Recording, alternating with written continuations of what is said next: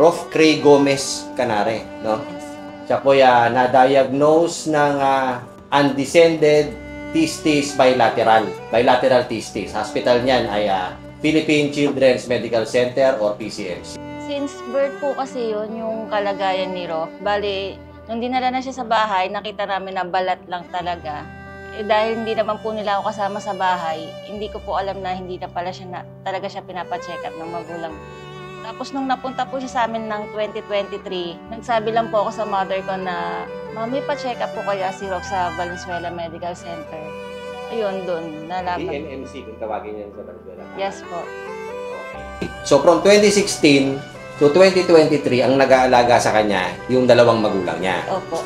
May doubt po talaga ako na lumapit dito kahit nasa pinakaunang list po kayo ng PCMC kasi hindi naman po ako tiga Bicol. Parang nahiya, ayoko lumapit kasi baka bumagsak ako sa screen, gano'n. Hindi po pala. Kailan ang operasyon nga, Tita Citadel, ni Rolf? July 8 po. Sasagutin na yan.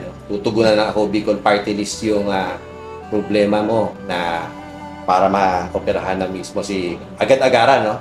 Na ma-operahan si Rolf. Okay? Unang-una salamat po sa programa nyo, sa party list, sa Ako Bicol, kay Congressman Saldico. Salamat po. Marami po kayo na natutulungan po. Maraming salamat po.